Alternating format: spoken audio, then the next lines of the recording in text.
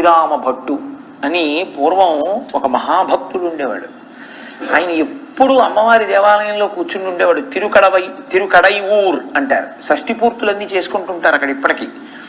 తిరుకడై ఊర్ అని అక్కడ మార్కండేయ మహర్షి ఆ ఎదురుగుండా ఉన్నటువంటి సరోవరంలో నీళ్లు కమండలంలో పట్టుకుని పరమశివలింగానికి అభిషేకం చేయడానికని వెళ్ళారు.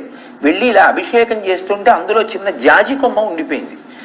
ఆ జాజి కొమ్మ శివలింగం మీద పడి కిందకు వచ్చింది. పానవట్టంలోంచి వెళ్ళి ఏదో గుళ్ళో రావి చెట్టు మొలిచినట్టు అక్కడ మట్టి ఉంటే ఆ మట్టిలో ఆ జాజి తీగ తగులుకుని తీగ పెరిగింది. జాజి తీగ కదా అని వదిలేశారు. అది గుడి మీద పాకింది.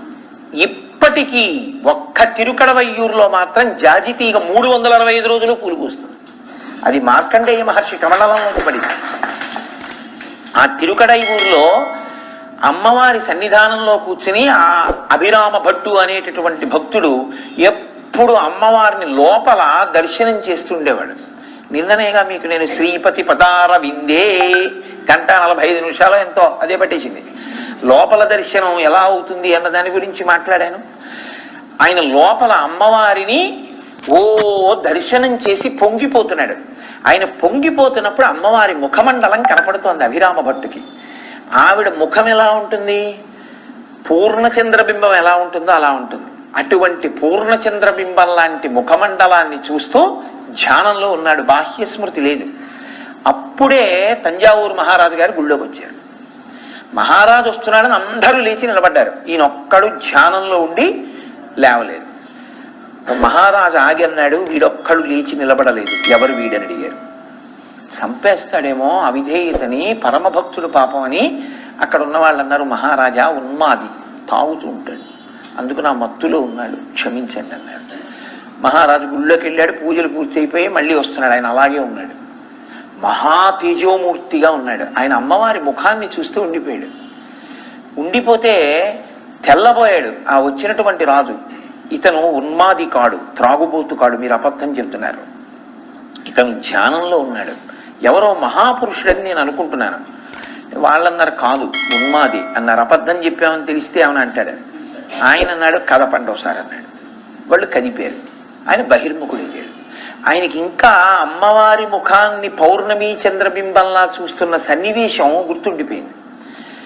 రాజు అన్నాడు ఇవాళ ఈ తిథి అన్నాడు. ఆయన అన్నాడు పౌర్ణమి అన్నాడు.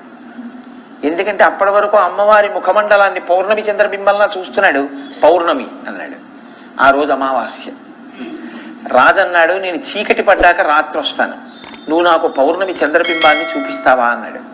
అంటే అభిరామ భట్ అన్నాడు అమ్మవారు ఉంది నాకెందుకు అన్న ధైర్యంతో తప్పకుండా చూపిస్తానన్నాడు. రాజు వెళ్ళిపోయాడు. అక్కడ ఉన్న వాళ్ళన్నారు, అందరు అన్నారు చచ్చిపోయావురా రాజు చేతిలో, ఎందుకు వచ్చిన మాటరా, ఏదో పొరపాటున కబుక్కునన్నాను, ఏదిదో నాకు తెలియదంటే పోదా, చూపిస్తానని ఎందుకన్నా, అప్పుడైనా నీకు అనుమానం రావద్దా? నేను బాహ్య స్మృతిలో లేను, ఆయన ఏదో అడిగాడు నేనేదో అన్నానంతే. అయినా ఏ అమ్మవారిని నేను ధ్యానం చేస్తున్నానో ఆ అమ్మవారే నన్ను రక్షిస్తుంది అన్నాడు. సాయంకాలం అయింది. అభిరామ భట్టు కూర్చున్నాడు. కూర్చుని అభిరామ అంతాది అంటారు. అంతాది అంటే దేంతో పూర్తయిందో దాంతో మొదలెట్టాలి. శంకరాచార్యులు వారు చేశారు ఈ ప్రయోగం. సంస్కృతంలో చేయడం చాలా కష్టం. అది ఆయన చేశారు. శ్లోకార్థం చెడకుండా చేశారు. అది శంకరుల ప్రతిభ. ఉద్ధృత నగపిదనుజ తనుజకులామిత్ర మిత్ర శిశి దృష్టే భవతి ప్రభవతి నభవతి కిం భవతి రస్కార. దేంతో పూర్తవుతోందో దాంతో మొదలెట్టారు. ఇందులో వచ్చిందిగా సప్తపదిలో ఉంది. అలా ఆయన అంతా అది చేస్తున్నాడు. ఏ మాటతో పూర్తయిందో దాంతో తర్వాత శ్లోకం చెప్తున్నాడు. ద్రవిడ భాషలో చెప్తుంటే 63వ శ్లోకం అనుకుంటాను. దగ్గరికి వచ్చేటప్పటికి తంజావూరు మహారాజు వచ్చాడు. వచ్చి ఈయన ఉన్నటువంటి అరుగు దగ్గరికి వచ్చాడు. వచ్చి ఏది చంద్రబింబం అని అడిగాడు. కటిక చీకటి అమావాస్య, ఏది చంద్రబింబం అన్నాడు. ఈయన అదే పనిగా అమ్మవారి మీద శ్లోకం చెప్తున్నాడు. అమ్మవారు చూసింది.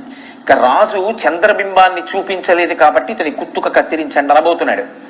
అమ్మవారు వెంటనే తన చెవి తాటంకాన్ని ఒక దాన్ని తీసి ఆకాశంలోకి విసిరింది.